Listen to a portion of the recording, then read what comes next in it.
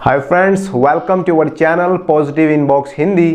आज आपको एंटरटेन करने के लिए मैं एक बहुत दिलचस्प कहानी लेकर आया हूं। इसलिए अगर आप चैनल पर पहली बार आए हैं तो चैनल को जरूर सब्सक्राइब कर दीजिए। तो चलिए शुरू करते हैं हमारी आज की कहानी।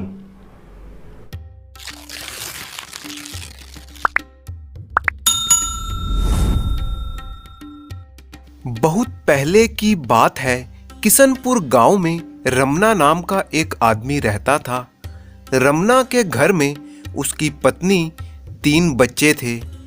उसकी 2 बेटियां और एक बेटा था। रमना के बेटे का नाम भीमा था। जैसा नाम था वैसा ही उसका शरीर। वो हट्टा कट्टा 7 फुट का जवान लड़का था। वैसे तो भीमा बहुत मेहनती था, लेकिन उसकी एक कमजोरी थी और वो थी उसकी खुराक। जब वो खाना खाने बैठता तो 40-50 रोटियां एक बार में ही चट कर जाता था। पूरे परिवार का भोजन एक तरफ और अकेले भीमा का भोजन एक तरफ। रमना को अपने पुत्र से कोई शिकायत ना थी, क्योंकि वो भी गांव में मेहनत मजदूरी करके पैसे कमाकर लाता था। परंतु उसका विशालकाय और हट्टा कट्टा शरीर, जिसे ज़्यादा खुराक की ज़रूरत पड़ती थी, वो रमन्ना के लिए एक समस्या थी। रमन्ना भी कई बार सोचता कि किस तरह से परिवार की आमदनी बढ़ाई जाए ताकि भीमा को भी खुराक पूरी मिले और बाकी परिवार को भी। एक दिन भीमा के पिता रमन्ना ने भीमा को सलाह दी कि बेटा, तुम्हें इस गांव से निकलकर किसी बड़े नगर में काम तलाशने जाना चाहिए। सुना है वहाँ बड़े बड़े व्यापारियों के पास नौकरी करने वाले खूब धन कमाते हैं। भीमा का मन तो नहीं था, लेकिन पिता की बात को वो काट नहीं सकता था और लंबा चौड़ा भीमा चल पड़ा नगर की तरफ। नगर पहुंचकर भीमा ने एक सस्ती सी सराय में कमरा लिया और काम तलाशने निकल पड़ा। उसका लंबा चौड़ा शरीर देखकर नगर के लोग हैरान थे। जल्दी ही एक व्यापारी के पास उसे अनाज की बोरियां उठाने का काम मिल गया। जहां दूसरे मजदूर एक बार में 1 बोरी उठाते थे, भीमा 2-3 बोरियां एक साथ ही उठा लेता था। भीमा एक व्यापारी का काम पूरा करता और फिर दूसरे व्यापारी के पास पहुंच जाता। अब उसे अच्छी मजदूरी मिलने लगी थी। पहली बार भीमा को ये महसूस हुआ कि उसके लंबे चौड़े शरीर का भी कोई फायदा है, वरना आज तक तो बस उसकी खुराक के कारण उसे सबकी बातें ही सुननी पड़ती थी। इस तरह मस्ती में भीमा के दिन गुजरने लगे। एक दिन वो रोज की तरह बोरियां उठा रहा था, तभी उसकी लंबी चौड़ी कदकाठी देखकर एक आदमी उसके पास पहुंचा।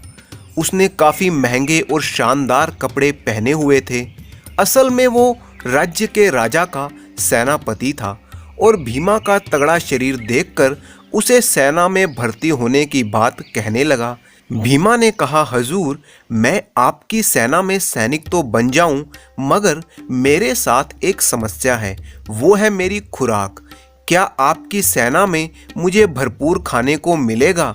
ये बात सुनकर सेनापति को हंसी आ गई और उसने हंसते हंसते कहा, हाँ हाँ, तुम खुराक की चिंता मत करो, जितना चाहो उतना खाना तुम्हें मिलेगा। भीमा झट से राजी हो गया। भीमा को कुछ दिनों तक सैनिकों का प्रशिक्षण दिया गया और फिर उसको राजा के सबसे खास अंगरक्षक के रूप में लगा दिया गया। उसका काम काफ़ी कठिन और काफ़ी मेहनत वाला था। राजा के प्राणों की रक्षा जो करनी थी उसे, वो हरदम राजा के साथ रहता था। जहाँ भी राजा को जाना होता तो पहले वो जाकर निरीक्षण करता, फिर उसके बाद ही राजा उस जगह पर जाता था।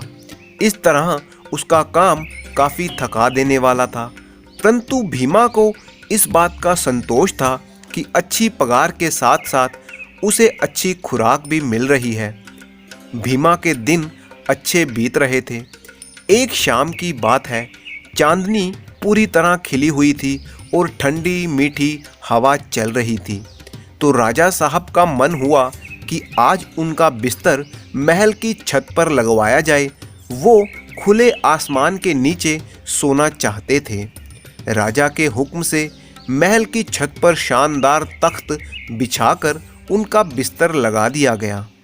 जैसा कि भीमा का काम था कि जहाँ भी राजा को जाना होता उस जगह पर भीमा पहले जाकर मुआयना करता था, सारी जगह की अच्छी तरह से जांच पड़ताल करता कि कहीं कोई खतरा तो नहीं है। उस रात भी भीमा महल की छत पर गया और निरीक्षण करने लगा। निरीक्षण के बाद ही राजा को छत पर आना था। मनमोहक चांदनी में मंद मंद हवा चल रही थी। राजा के तख्त पर बिछी मखमली चद्दर के ऊपर खुशबूदार गुलाब की पंखुड़ियाँ बिछी हुई थी। ऐसा लग रहा था मानो स्वर्ग का नज़ारा हो। सारे दिन के थके हुए भीमा ने उस बिस्तर का मुआयना किया। फिर सोचा एक पल के लिए बिस्तर पर बैठने में क्या हर्ज है। वो राजा के तख्त पर बैठ गया।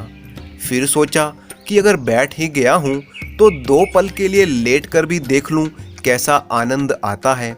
भीमा राजा के मखमली बिस्तर पर लेट गया।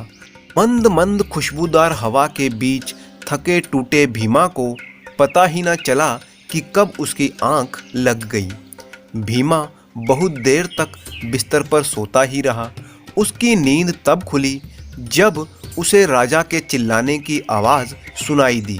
राजा और उसके कुछ सैनिक वहाँ पर खड़े थे और राजा गुस्से से भीमा पर चिल्ला रहा था। राजा ने भीमा से कहा, भीमा, तूने एक मामूली सा सैनिक होकर मेरे बिस्तर पर सोने की गुस्ताखी की है। तुझे इसकी सज़ा भुगतनी होगी। राजा ने उसी समय भीमा को 100 कोड़े मारने का आदेश दे दिया। भीमा के दोनों हाथ रस्सी से बांधकर उसे घुटनों के बल बिठा दिया गया और एक जल्लाद जैसा आदमी बहुत बड़ा चाबुक लेकर आया और भीमा की पीठ पर वो चाबुक बरसाने लगा। कोड़े मारने की गिनती शुरू हुई। 1, 2, 3, 4, 5। भीमा जोर जोर से चिल्लाने लगा और रोने लगा। गिनती आगे बढ़ी। 6, 7, 8, 9। पर यह क्या? भीमा अचानक रोने की बजाय जोर जोर से हंसने लगा। सब देखकर हैरान रह गए। राजा को समझ में नहीं आ रहा था कि रोते रोते भीमा हंसने क्यों लगा। राजा ने तुरंत जल्लाद को आदेश दिया, रुक जाओ, और भीमा से पूछा, भीमा, तू क्या पागल हो गया है? कोड़े खाकर तू रोते रोते हंसने क्यों लगा? तब भीमा ने कहा, हजूर, जब मुझे कोड़े मारने शुरू किए गए तो मुझे बहुत ज़्यादा दर्द हो रहा था और मैं रो रहा था कि सिर्फ कुछ देर इस बिस्तर पर सोने के लिए इतनी कठोर सज़ा मिल रही है। लेकिन फिर मुझे हंसी आने लगी ये सोचकर कि मैं तो सिर्फ कुछ देर के लिए ही इस बिस्तर पर सोया हूँ तो ये सज़ा मिली है, तो आप तो सालों से इस बिस्तर पर सो रहे हैं। ऊपर वाले ने आपके लिए क्या सज़ा सोच रखी होगी। बस आपकी सज़ा के बारे में सोचकर ही मेरी हंसी छूट गई। जो सज़ा आपको मिलेगी उसके सामने तो मुझ गरीब की ये सज़ा कुछ भी नहीं है। भीमा के ये शब्द तीर की तरह राजा की छाती चीर कर निकल गए। उसने भीमा की सज़ा रुकवा दी और बिना कुछ बोले अपने कमरे में चला गया। राजा पूरी रात सोने की कोशिश करता रहा, लेकिन भीमा के कहे हुए शब्द उसके कानों में गूंजते रहे। उसे लगा कि आज तक राजा के रूप में उसने जितने भी गुनाह किए हैं उसका हिसाब तो ऊपर वाले को एक ना एक दिन देना ही होगा। ये सब सोचते सोचते कब सुबह हो गई राजा को पता ही न लगा। सुबह होते होते राजा का हृदय परिवर्तन हो चुका था। उसे एहसास हो गया कि उसके बिस्तर पर सोने की जो सज़ा भीमा को दी गई है वो सही नहीं है। उसने तुरंत भीमा को बुलवाया और उससे माफ़ी मांगी। राजा की आंखें खुल चुकी थीं। भीमा एक बार फिर से राजा का अंगरक्षक बनकर अपना काम करने लगा और खूब डटकर खाना खाने लगा। Thank you for watching.